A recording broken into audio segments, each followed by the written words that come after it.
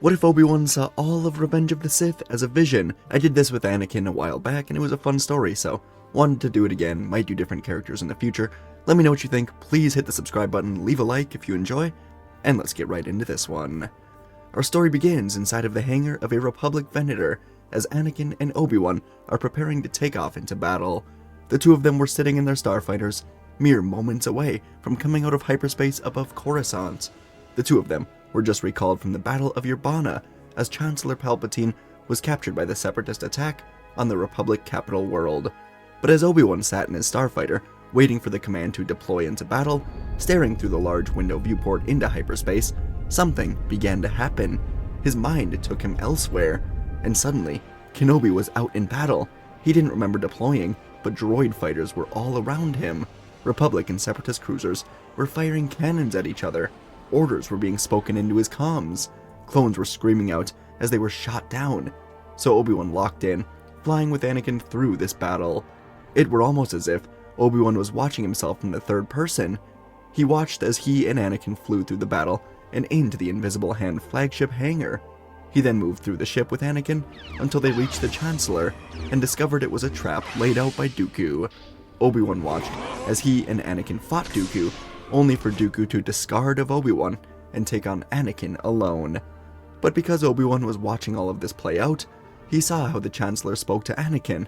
Palpatine was manipulating him, telling Anakin to use his power. Dooku was doing the same, toying with Anakin's emotions, pushing him into darkness until Anakin finally embraced it, beating Dooku in this duel. Palpatine told Anakin to do it, finish him. Obi-Wan tried to scream out and tell Anakin not to do it, but he wasn't actually here. He was just watching, some sort of future or some sort of vision. Anakin murdered Dooku, not because he was a Separatist, but purely because he wanted to, because it felt good. He was embracing the dark side. From here, time continued to fly by as Obi-Wan saw the fight with Grievous and the crash landing back on Coruscant. He experienced a council meeting where Anakin was not granted the rank of Master after being put on the council by Palpatine. He found himself in the Opera House as Palpatine was telling Anakin a tale of an ancient Sith Lord known as Darth Plagueis, and Obi-Wan watched as he was then sent to Utapau, leaving Anakin alone with the dark forces swirling around them. Kenobi tried breaking out of this wall, this vision, whatever it was. He tried yelling at Obi-Wan to not leave Anakin alone, but it was no use, and then it all fell apart. Anakin was sent to Palpatine's office after Kenobi engaged Grievous, and Anakin learned the truth. He ignited his blade in Palpatine's face, and Obi-Wan was pleased as Anakin went to tell the council about it. But then, Obi-Wan found himself in the council chambers with Anakin, as he was forced to stay back as Windu and the others went to Palpatine. Obi-Wan could already see where this was going. Anakin was alone, and he hated every second of this, but he couldn't look away. Anakin left, entering Palpatine's office, choosing the Sith, cutting down Windu, and becoming Darth Vader. From here, the descent was rapid and terrifying. Obi-Wan was filled with dread as Anakin moved through the temple with the 501st, massacring Jedi. Obi-Wan got a window to Utapau, Megiddo, Felucia, so many other worlds where Jedi were shot down in cold blood by their own men. It all culminated on Mustafar, where Obi-Wan watched through tears as he was forced to fight his own Padawan, his best friend, his brother, a fight to the death. And you could see Yoda fighting Sidious at the exact same time. The pure waves of power in the Force was unlike anything he'd ever felt, and Obi-Wan watched in shock as he cut Anakin into pieces on the lava bank, leaving him to die, only to then see Sidious come and rescue him, turning Anakin into a figure that was more machine than man, all while he stood next to Anakin's wife as she gave birth to twins and died. The horror of it all left Obi-Wan numb, and as he watched himself give up the boy on Tatooine, he heard an echo beyond the twin suns. It was someone calling his name. He then heard distant alarms and the sound of boots and clone starships. Obi-Wan slowly returned to the real galaxy to find Anakin banging on his cockpit window, yelling his name. Obi-Wan shook his head, waking up and turning to Anakin. The boy took a deep breath, giving Obi-Wan the ever-familiar gentle, kind, playful smile that he often held during even the worst moments of war. A smile that gave Obi-Wan hope that someday everything would return to normal. But as he looked at Anakin, all he felt today was fear and betrayal. Anakin laughed, telling Obi-Wan he must have just fallen asleep in his cockpit. He hasn't responded in 5 minutes. Obi-Wan just remembered where he was, moments away from deploying into the battle where his vision just started. But it's only been 5 minutes? To him, it felt like he was gone for 2 hours and 20 minutes, give or take. Anakin just told him he better wake up, because it's time for battle. The Venator was lurched out of hyperspace, and clone starfighters immediately poured out of the hangar. Anakin got back into his fighter, taking off into the battle, telling Kenobi the Chancellor is waiting for them. Obi-Wan closed his eyes again, realizing that none of it was real. Or was it? He knew that Anakin carried a darkness deep inside of him. He knew that the Council was growing suspicious of Palpatine. He then remembered the conspiracy about Fives and the clone trooper inhibitor chips. Could it all be real? Could Palpatine be Darth Sidious? Could Anakin turn? Could the clones? Obi-Wan just saw it all happen with his own eyes. It felt real. And in his comms, Anakin called to him again, telling him to hurry up. And finally, Obi-Wan's fighter rose and he took off through the hangar, following Anakin out into battle. As the two of them spun into the fight, it was exactly like Obi-Wan's vision. His targeting computer was switched on, and Obi-Wan found himself aiming right at the back of Anakin's fighter. He remembered Windu, the Jedi Temple, the younglings. Anakin slaughtered the men, women, and children inside of the temple like they were animals. He put the galaxy under a tyrannical empire, all for Padme, only for her to essentially die at his hand anyways. Anakin was a monster. Obi-Wan's finger was on the trigger, his memories and emotions swirling. He knew he could stop all of it from coming true with a single blast. He remembered a conversation that he once had with Yoda, where the two of them agreed they would lay down their lives, or they would lay down the life of any Jedi if it meant ending this war one day sooner. It was their duty. Obi-Wan's finger hovered on the trigger, but before he could do anything, Anakin's starfighter flipped around, spinning to face Obi-Wan's fighter, and Anakin fired right towards him. Obi-Wan closed his eyes in fear and confusion, but then he heard 2 explosions on his left and right. 2 Vulture droids had snuck up right behind Obi-Wan, and Anakin saw them, taking them down quickly, easily. Of course he did, because Obi-Wan knew he was still a good man, and he would still do anything for Obi-Wan. Anakin used the comms to tell Kenobi to snap out of whatever he was in. He can only save his skin so many times. They have a battle to win. And Obi-Wan began to realize something. Anakin still has time. At this very moment, he is still the man that Obi-Wan has formed an attachment to. And the vision he saw, the horrors he saw, it was a warning, not the truth. Not yet. Obi-Wan got back into formation, flying alongside Anakin, and he made a very different choice that he knew would still alter everything. He told Anakin everything was alright, and the two of them just pushed forward towards the invisible hand. But as they did, Obi-Wan switched his comms from speaking with Anakin to speaking with the Republic Venators that surrounded the invisible hand. All of them were reluctant to fire on the flagship because they knew Palpatine was on board. But Obi-Wan's voice cracked through the comms, and he gave new orders. Obi-Wan told the Republic Army that Chancellor Palpatine has been safely returned to Coruscant by the Jedi. There were no reports of this rescue, as it was a covert infiltration of the ship. And so, Obi-Wan ordered every single ship to target the invisible hand, knowing Dooku and Grievous were on board, but also knowing Palpatine was alive and on board. Obi-Wan was taking a huge risk, without any confirmation that his vision was actually true. He was orchestrating the death of the leader of the Republic, endangering him and the entire Jedi Order. Obi-Wan switched his comms back to Anakin, telling him to pull back. Anakin didn't understand why, but he looked ahead as the Venators around the invisible hand began to switch formations, getting in range of the flagship. Anakin didn't understand what was going on. Inside of the ship, General Grievous was observing the change in this Republic strategy. All of the ships focused in on his ship, and he quickly called up to the observation tower to get Dooku's attention. In the tower, Dooku and Palpatine were discussing the coming battle. Dooku would kill Kenobi, and then he would use Anakin's anger to turn him to the dark side. In reality, Palpatine planned to discard of Dooku here today and begin Anakin's descent into darkness. But Grievous told them that the Republic was targeting their ship. Palpatine said that this was impossible. The Grand Army knew that he was here. They were supposed to be loyal to him above everything and everyone in the galaxy.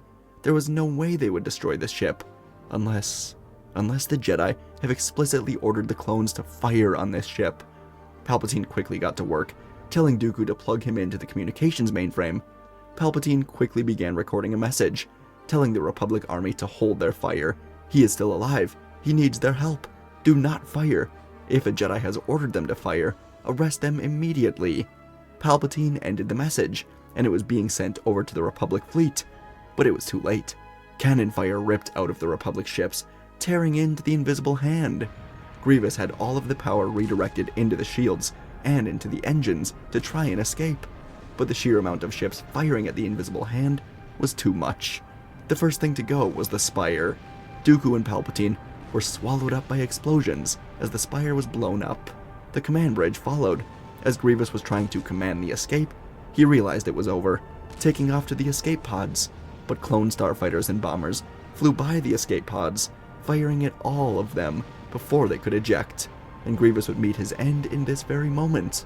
The remains of the Invisible Hand fell forwards into Coruscant, and the ship looked like a flaming spear, piercing the atmosphere. From around Coruscant, Jedi Mace Windu and Yoda would watch as the ship slammed into the outskirts of the industrial sector with an explosion that could be felt all around. In space, Republic forces celebrated their victory, but in one of the lead Republic Venators, Commander Nida was looking to the communications console as an urgent message came in right from the Invisible Hand itself. It came through just before the ship lost all of its energy. Nida curiously accessed this message, and to his horror, the hologram of Chancellor Palpatine would show up. Nida put his hand to his mouth as Palpatine urgently ordered the Republic not to fire, saying he's still alive and that whoever ordered this attack must be arrested for treason. Nida couldn't believe it. He remembered who ordered the attack. Jedi General Obi Wan Kenobi stated that Chancellor Palpatine was rescued by a covert Jedi operation, but he lied. The Chancellor was on board when the ship was blown up. And back in the Venator that brought Skywalker and Kenobi to the battle here on Coruscant, the two Jedi starfighters would land back in the hangar. Anakin jumped out of his ship, running over to Obi-Wan, demanding to know what happened. Why did the Republic fleet target the Invisible Hand? Was it at his order? Was Palpatine on board? Anakin got in front of Obi-Wan, demanding that he answer. So Obi-Wan stopped in his tracks, looked Anakin in the eyes, and told him yes, he ordered the attack. And no, Palpatine was not rescued. Anakin ignited his lightsaber, confused, angry, needing to know why. And just a few seconds later, the hangar doors opened as clone troopers began sprinting in, led by Commander Cody, and they all pointed their blasters right at Kenobi, telling him he was under arrest for treason against the Republic. Kenobi was forced to his knees, placed into cuffs, and he told Anakin everything will be explained in due time. But he did what he had to do, for him, and for the entire galaxy. Anakin watched as Kenobi was loaded onto a Republic transport, and he was soon to be brought down to the surface. He didn't understand. Anakin wondered how far a conspiracy like this went. Was Obi-Wan working on the Council's behalf? But before the doors closed, Obi-Wan turned back, telling Anakin something that he didn't understand at all. He just told Anakin to give Padme his congratulations. Anakin didn't know what that meant. Either way, Obi-Wan was brought down to the surface of Coruscant, and as he managed to look out of the window, he could see the massive damage caused from the battle above and here on the surface. All of the destruction, all of the death, was because of one man. He told himself it was all because of Palpatine. He told himself he made the right choice. And he was transported back to the Republic prison complex, where Commanders Fox, Oppo, and Cody personally walked him to a cell. Cody got a moment alone with Obi-Wan, and he just told him that he hopes he knows what he is doing. Kenobi said he hopes he does too, and the doors were closed behind him, leaving Obi-Wan all alone. And he would be alone for hours as things settled down on Coruscant. The Jedi Council would be informed of what has happened. They received the recordings of both Obi-Wan giving the orders to destroy the Invisible Hand, and the message from Palpatine calling off the attack, saying whoever ordered it must be arrested for treason. The Council was quickly under heavy investigation for all of this. Obi-Wan was a part of the Council, so Commander Nida and Captain Tarkin were wondering if this order to kill Palpatine was given by Yoda or Windu, but they assured the Republic that Kenobi acted all by himself, and they sent over their own transmissions to Kenobi from before the attack, where they explicitly told him to rescue Palpatine. In time, the Jedi were allowed to go down to the prison to see Kenobi for themselves, and find out the truth in all of this. Anakin was asked if he would like to go with, but he declined. He said he couldn't face Obi-Wan right now, and that was partly true, but he also just reunited with Padme and learned something truly wonderful. She was pregnant, and suddenly Obi-Wan's parting words made sense. He was wishing her congratulations on the pregnancy, but how could he possibly have known about this? Something was so off about everything, so Anakin decided to do some digging for himself. While the council and military officials went to speak with Obi-Wan, Anakin actually took off for Palpatine's office. There was heavy security here, but Anakin was scaling the roof, moving around to peer through the office window, and inside of it, he would find Sly Moore, Palpatine's chief of staff, entering the office through a hidden doorway behind the statues. Anakin watched as Moore moved one of the corner statues, activating a button near the bottom of it and taking lightsabers out of it. Moore then moved around the room with extreme stealth, getting back into the hidden doorway. Anakin closed his eyes, using the Force to find Moore's presence, and he felt her descending down a hidden elevator. Anakin floated off of the roof, landing just outside of the building, and he scoured the ground for any cracks or potholes, until finally he found one. Anakin removed the cover of it, jumping down into the sewer tunnels. They were far more upkept than he ever would have expected, and as he turned, he saw Sly Moore glaring at him. She tried to turn and run, but Anakin reached a hand out and grabbed her with the Force, throwing her right into a wall. Moore hit it hard, falling to the cold ground as the two red lightsabers rolled away. She dove for them, but Anakin pulled them right into his hands, igniting the red blades and learning that somehow Obi-Wan knew the truth. Obi-Wan knew that Palpatine was working with the Sith. He was a Sith, and so Anakin kicked Moore hard in the face, then dragged her back to the surface, bringing her to the prison complex. Inside of Obi-Wan's cell, he was being questioned heavily on his involvement with forces outside of the Republic. They all wondered if perhaps Kenobi was working with the Sith renegade known as Maul to bring down Dooku and Palpatine. This almost made Obi-Wan laugh. He wished he could tell the truth, but the truth sounded just as insane as working with Maul in his mind. He had a vision of Palpatine being a Sith Lord. He just needed someone to investigate Palpatine. But finally, the doors to the cell would slide open, as Anakin threw Sly Moore into the cell, then pulled out the two red lightsabers, and Anakin told them everything. Heavy investigations would immediately be redirected into Palpatine, and within hours of them, his true identity as Darth Sidious would be discovered. The mystery of Obi-Wan Kenobi would live on. Many wondered about how he knew the truth, but once he was freed, Obi-Wan would tell the Council he had a vision about Palpatine as Sidious, and when he was finally alone with Skywalker, Obi-Wan would tell him the full truth of his vision. He watched in horror as Anakin turned to the dark side, murdering everyone, destroying everything, all for Padme, only for her to die in the end. As Anakin heard this tale, he chuckled a bit, asking Obi-Wan if he truly thought he was capable of all that. But Obi-Wan didn't return the laugh. He looked Anakin in the eyes, asking if he thought he was capable, and he told Anakin if Padme is truly pregnant, then he must come clean to the Council and leave the Jedi Order. For Padme's safety, and for the child, Anakin agreed, and with the war ending, he didn't have much of a problem with it in the end. Anakin would leave the Jedi, go off to Naboo with Padme, as she safely gave birth to the twins. He never had nightmares without Palpatine surrounding him. His life was calm, but every day, he remembered Obi-Wan's story about the vision. Every day, he asked himself if he was capable of such violence, and for now, he told himself no. He was rid of any such feelings that could lead him down that path. The Jedi Order would move forward, and as the war ended, they found clarity in moving away from the politics of the Republic. New Chancellor Organa supported this decision, and Obi-Wan lived on without any regrets about his choice. He knew he saved the galaxy, but he would always wonder where exactly that vision came from. It was a mystery to him, but it was a mystery that he was fine with going unsolved. And folks, that is our story for today. Again, second version of this style of story. First one was Anakin. I don't remember exactly how it went. It's hard to remember every story, obviously, when you do 4 a week. But I enjoyed this one a lot.